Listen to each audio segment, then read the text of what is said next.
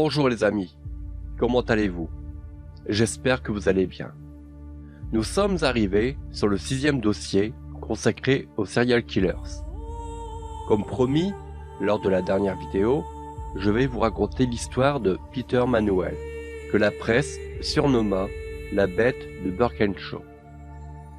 Ce tueur en série ne fera pas moins que d'assassiner 9 personnes.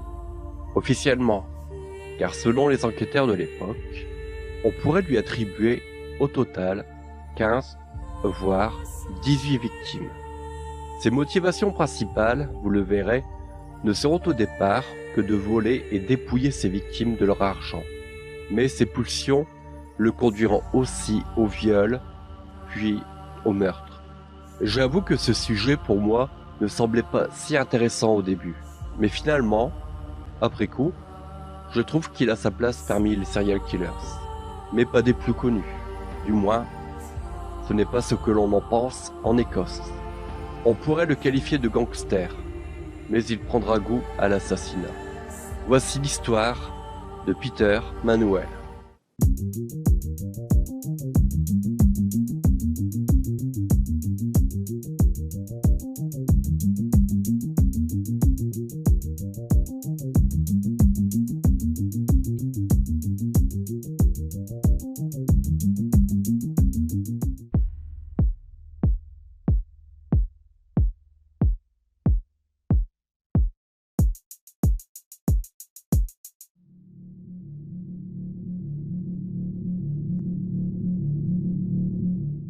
Le 13 mars 1927, Bridget Manuel donne naissance à son deuxième enfant, un garçon qui sera baptisé Peter Thomas Anthony, à l'hôpital Midway Cordia de Manhattan, État de New York, aux États-Unis. Son père Samuel en est heureux. C'est son second fils, le premier étant nommé James. Mais s'il savait à ce moment-là ce que l'avenir de ce nouveau-né allait devenir. Ses parents sont natifs d'Écosse. Ils ont quitté leur pays natal pour trouver aux États-Unis une vie meilleure pendant la dépression des années 1920.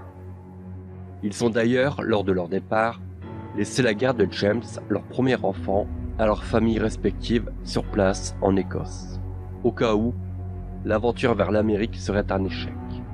La venue au monde du petit Peter est un vrai bonheur pour cette famille qui déménage à Détroit, dans l'état du Michigan, quelque temps plus tard. Samuel trouve alors un emploi dans une usine automobile et sa femme Bridget devient femme de ménage. Tout allait pour le mieux pour cette famille qui, en 1930, verra le jour de naissance d'un troisième enfant, une fille nommée Teresa. Seulement Samuel tombe gravement malade et perd son emploi. S'enchaîne alors une spirale qui, faute de revenus suffisants, oblige la famille à retourner en 1932 à Motherwell, près de Glasgow, au nord de l'Angleterre, en Écosse. Peter est alors âgé de 5 ans. Mais ayant des difficultés à s'intégrer dans cette ville, les parents décident de migrer en 1937 vers Coventry, dans la région des Midlands de l'Ouest, près de Birmingham, située quand même dans le centre du Royaume-Uni. Peter avait 10 ans et avait, du fait de ses origines américaines, un fort accent prononcé, ce qui ne l'aidait pas à s'intégrer à l'école. En résultera une série d'intimidations en provenance des autres élèves, et qui poussera le jeune Peter à commencer une série de vols. En 1938, âgé de 11 ans, il s'introduit par effraction dans une chapelle et vole la boîte à offrandes.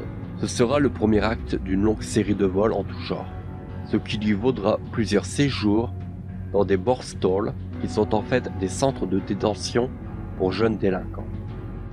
En 1943, alors qu'il a 16 ans, il évolue dans la délinquance. Lors d'un cambriolage, il agresse une femme endormie avec un marteau, ce qui lui vaut un passage en prison, celle de Leeds.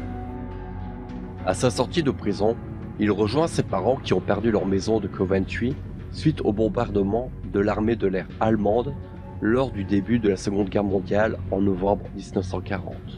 Et ont déménagé pour Birkenshaw dans le Lanarkshire. Alors qu'il a 19 ans, en février 1946, à nouveau, il entre par effraction dans un bungalow de Sandy Hills. dans le Lanarkshire, toujours. Il y élit domicile, mais l'infraction du bungalow n'est pas passée inaperçue dans le voisinage, et les autorités sont alertées. L'agent détective William Munsey et un sergent local le perquisitionnent car on recherche Peter, qui est en liberté conditionnelle et qui a de nouveau franchi une nouvelle étape dans sa délinquance. Il a agressé sexuellement 3 femmes et a commis un viol sur une femme enceinte entre 1943 et 1946. Lorsque William Munsey et le sergent local pénètrent dans le bungalow, ils ratissent le rez-de-chaussée et trouvent une série de boîtes de conserve vides, à même le sol. Puis, se rendent au grenier, qui semble servir de chambre. Mais il n'y a personne. Ils partent avec les boîtes de conserve, mais William Munsey se souvient d'une tasse qui pourrait avoir été utilisée par le squatter. Il y retourne et surprend Peter Manuel qui cherche à s'enfuir par le jardin. En fait, dans le grenier, celui-ci s'était glissé derrière des panneaux de bois pour se cacher. Interpellé, il est condamné à 8 ans de prison malgré le fait d'avoir assumé sa propre défense de manière élogieuse, se voyant même félicité par le juge lui-même. C'est à la prison de Peterhead qu'il purgera sa peine. Libéré en 1953 et âgé désormais de 26 ans, a-t-il compris la leçon? En tout cas, au début, oui. Après une série de travails divers, il trouve un emploi comme installateur de conduite de gaz. Cet emploi semble lui plaire, mais va aussi lui permettre de repérer un jour une jeune femme. Le 4 janvier 1956, lors d'un après-midi froid, un certain George Gibbon, qui se promène sur un terrain de golf à Eatsquill Bois, trouve le corps d'une jeune femme dans une zone boisée connue sous le nom de Couplewag Copse, dans la région de Calderwood.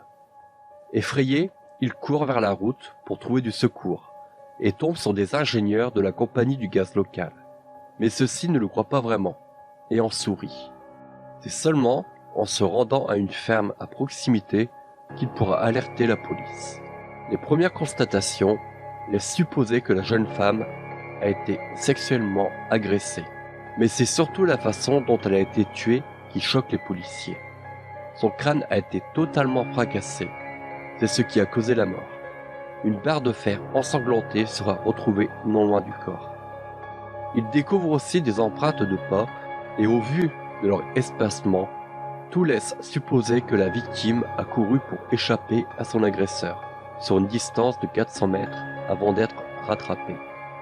On identifiera son identité après que ses parents aient signalé sa disparition. Anne Neylands, 17 ans, s'était rendue le 2 janvier pour aller danser durant les vacances d'Hogmanay, qui est le nom que les Écossais donnent au réveillon du Nouvel An, le 31 décembre. Ne la voyant pas revenir, ils ont pensé qu'elle avait dû aller dormir chez une amie. Mais au matin du 4 janvier, toujours sans nouvelles, ils décidèrent de prévenir les autorités. Puisqu'il s'agit d'une affaire de meurtre, mais aussi de viol, certains enquêteurs, sous la direction du surintendant en chef James Hendry du Lanarkshire CID, évoquent le nom de Peter Manuel. Interrogé par l'agent James Marr, un contremaître de la fameuse compagnie du gaz, la Gas Board, qui travaillait à proximité du lieu de la découverte du corps, fait allusion aux égratignures d'un de ses employés, justement après le 2 janvier, dont le nom est bien entendu Peter Manuel, que les enquêteurs commencent à prendre au sérieux sa possible implication. Ils se rendent au domicile d'Emmanuel, interrogent Peter qui nie toute implication dans l'affaire, et dont le père Samuel fournit un alibi pour son fils pour les dates concernées. De plus, aucun autre indice ne permet de le culpabiliser.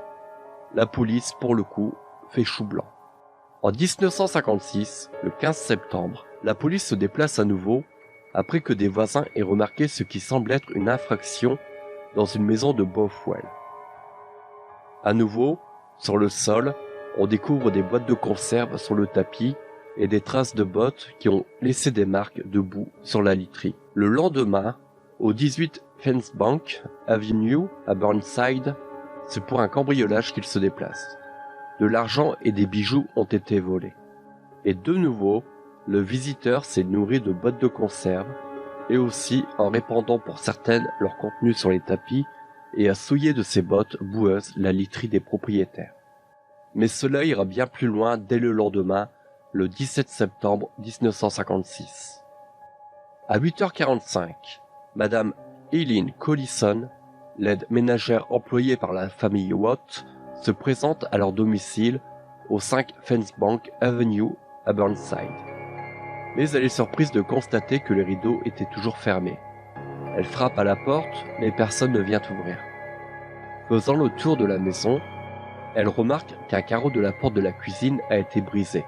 Consciente que quelque chose d'anormal avait pu arriver, elle comptait se rendre chez les voisins, mais elle croisa le facteur, Peter Collier, un peu plus téméraire qu'elle, qui ouvrit la porte de la cuisine. Madame Collison entra et découvrit la scène macabre. Dans leur lit, gisait le corps de Marion Watt, 45 ans, et de sa sœur, Margaret Boyle. La fille de la famille Watt, Vivienne, 16 ans, était elle aussi morte dans son lit. Une fois sur place, les enquêteurs conclurent qu'elles avaient été abattues par une arme, un pistolet. Après l'autopsie, il s'agissait d'un revolver de service de type Webley. On pense naturellement à interroger Peter Manuel et ils obtiennent un mandat de perquisition pour la maison de ses parents au 32 Fawkes Street à Hudson. Mais là encore, ils ne trouvent rien d'accablant. Donc ils se retournent sur le mari, dont la profession est boulanger, ayant d'ailleurs ouvert une chaîne de magasins à Glasgow, mais qui était absent lors de cette nuit de meurtre. Justement, le mari William White était un ancien policier de réserve et tout naturellement, on l'interrogea. Il était parti pour une semaine de vacances à Ardishek afin de pêcher. C'est pour cette raison qu'il avait tenu à ce que sa belle-sœur Margaret reste auprès de son épouse Marion. C'est après que 2 témoins, un capitaine de ferry et un automobiliste eurent identifié Watt, comme quoi il avait fait le voyage aller-retour entre Ardishok et Burnside, qu'il fut accusé des meurtres de sa femme, leur fille et de sa belle-sœur. Incarcéré à la prison de Barley, il clamera son innocence et sera finalement lavé de tout soupçon après 67 jours derrière les barreaux, car la police n'avait trouvé aucun motif sérieux à cet assassinat. On pouvait reprocher à William Watt quelques aventures extra-conjugales, mais après la fouille de la chambre d'hôtel qu'il louait lors de sa semaine de vacances, aucune arme ni aucun vêtement taché de sang ne furent retrouvés. Il fut établi aussi que le niveau d'essence dans la voiture de Watt n'avait pas baissé au cours d'un hypothétique itinéraire de Ardishok et de Burnside. Concernant le vrai meurtrier, l'enquête en était au point mort. En cette journée d'hiver du 8 décembre 1957, Peter Manuel est à Newcastle upon Tyne. Il est là-bas car il recherche un emploi, mais pas que, car on retrouvera plus tard le corps d'un chauffeur de taxi, Sidney Dunn, âgé de 36 ans, dans les Landes de Northumbrie, abattu d'un coup de revolver. La police locale, de nouveau, pense à Peter Manuel. Seulement, celui-ci avait quitté cette contrée 2 jours avant la découverte du corps pour retourner dans le Lanarkshire. 2 témoins affirmèrent reconnaître la photo de Manuel, mais sans en être complètement sûrs. Selon l'un, il avait un accent irlandais, puis dira que non. Il avait un accent local, alors que Manuel avait un accent écossais. Il faudra attendre quelque temps avant de prouver qu'il en était l'auteur. Puis le dimanche 28 décembre 1957, la police reçoit la plainte pour disparition inquiétante d'une jeune fille de 17 ans. C'est son père William Cook, de Mount Vernon, toujours dans le Lanarkshire, qui signale la disparition de sa fille, Isabelle.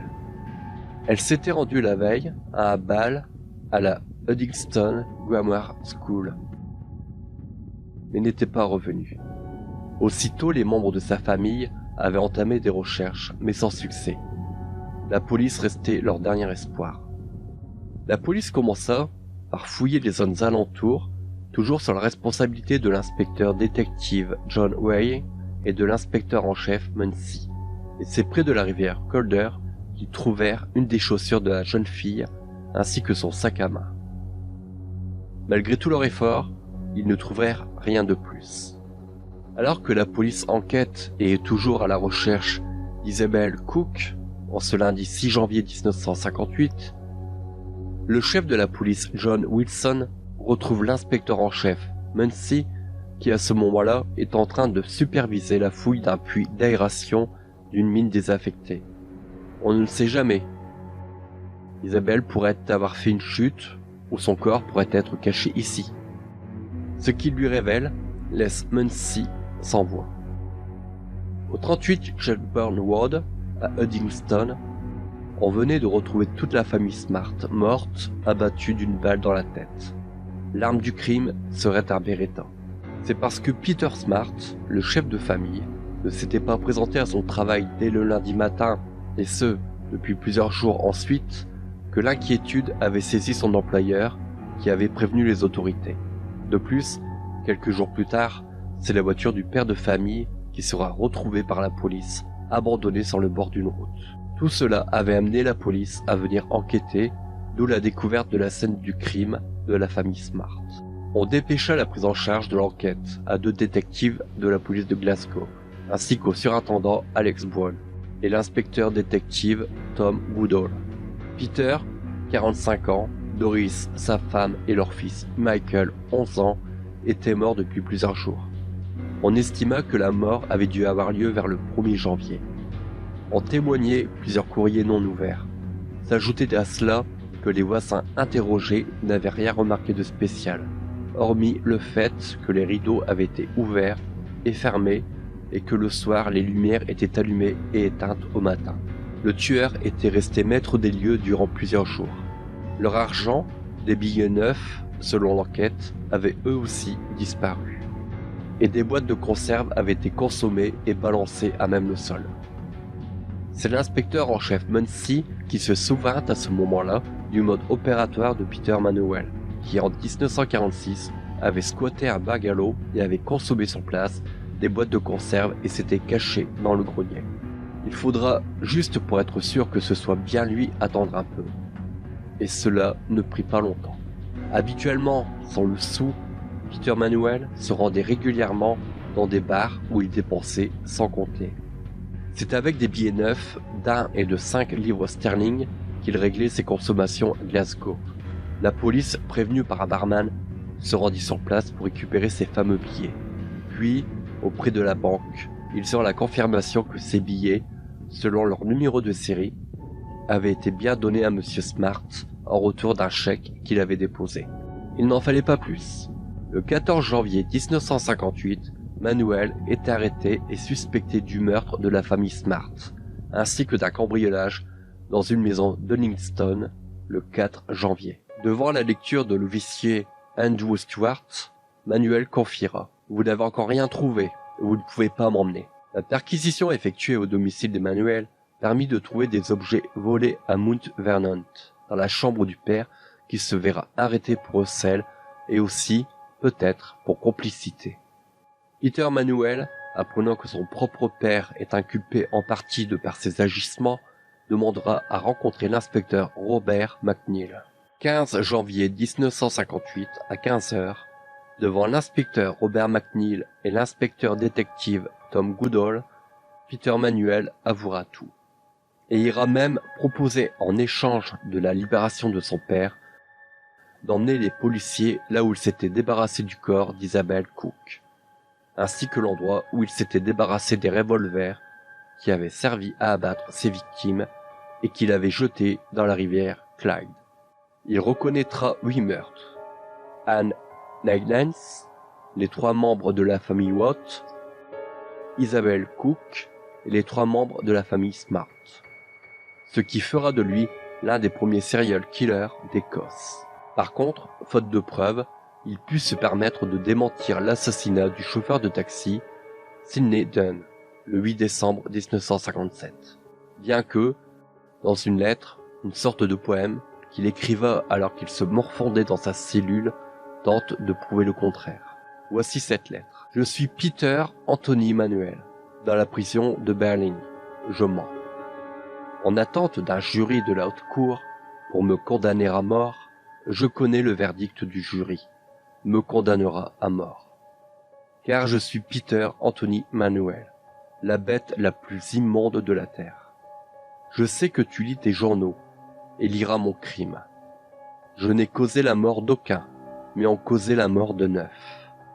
Je ne recherche pas la sympathie, car ne te rends-tu pas compte, je suis Peter Anthony Manuel, un reptile déguisé.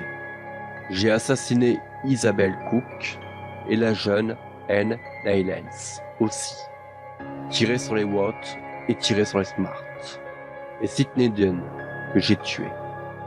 J'ai fait ces actes sans aucun doute. Ma culpabilité a été reconnue par la loi. Je suis Peter Anthony Manuel, le rat de Birkenshaw.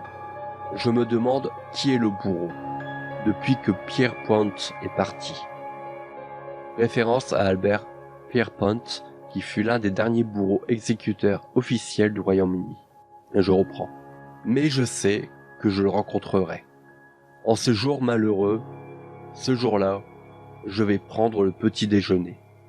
Je sais que je n'aurai pas de déjeuner, car la loi doit avoir sa livre de chair. Et ils ne peuvent me prendre qu'une seule fois. Et quand je serai mort, ils m'enterreront, dans une fosse de chaux brûlante. Mais mon nom vivra pour toujours, dans le livre d'histoire du crime, et quand ils écrivent mon épitaphe, ces mots ils le verront. C.J. Peter Anthony Manuel, le Frankenstein écossais. Le lundi 12 mai 1958 s'ouvre le procès tant médiatisé par les journaux de Peter Manuel. C'est à la haute cour de Glasgow qu'il se déroule. On s'attendait à 14 jours de séance, mais il sera beaucoup plus court que prévu, du fait de la reconnaissance totale des meurtres par Peter Manuel. De même, il ne faudra que 2h21 pour que le jury donne son verdict, condamnation à mort. Il devrait être exécuté le 26 mai 1958 à 16h45. Mais Manuel fait appel. Un autre procès sera donc prévu, et lors de celui-ci, il tente de se faire passer pour fou. Mais cela ne fera que retarder l'échéance. La cour d'appel confirme la première décision rendue par la haute cour de Glasgow. C'est le 11 juillet 1958 à 8h qu'il est pendu à la prison de Berlin. Le serial killer qui avait pendant 2 ans tétanisé la région du Lanarkshire n'était plus. 15 jours après sa pendaison, l'enquête toujours en cours sur Sidney Dunn donnera raison quant à l'auteur du meurtre. En plus de sa lettre trouvée, on retrouva un bouton de veste appartenant justement à Manuel dans le taxi du pauvre homme. Seulement, 50 ans après son exécution, lors d'une émission produite par la BBC intitulée Inside the Mind of a Psychopath, ce qui veut dire en français dans l'esprit d'un psychopathe, en 2008, un docteur de la faculté de droit de l'université d'Aberdeen, le docteur Richard Goldberg, pense que les preuves sur la santé mentale de Manuel ont été minimisées au tribunal. Selon lui, son propre père a assisté à un examen médical de Manuel alors qu'il travaillait comme consultant à l'infirmerie occidentale de Glasgow et a déclaré qu'il pensait que Manuel aurait pu échapper à la pendaison si le tribunal avait été informé de l'étendue de ses problèmes psychiatriques, qui comprenaient une forme d'épilepsie qui pouvait provoquer un comportement criminel. Il pense que la possibilité d'un trouble mental qui aurait conduit à un verdict de responsabilité réduite plutôt qu'à une exécution n'a pas été suffisamment explorée au cours du procès.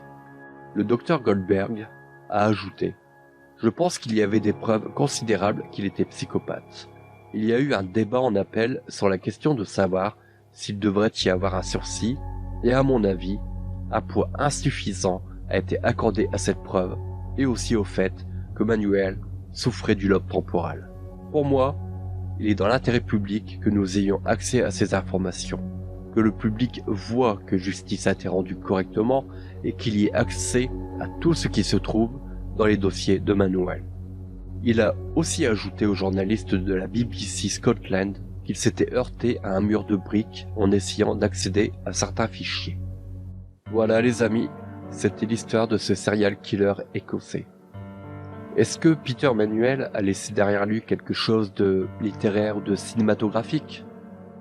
Eh bien, oui, bien sûr. Mais rien n'a envie à Jack l'Éventreur, par exemple. Dans la série Murder Maps, lors de la saison 4, Peter Manuel est interprété par James Geenan.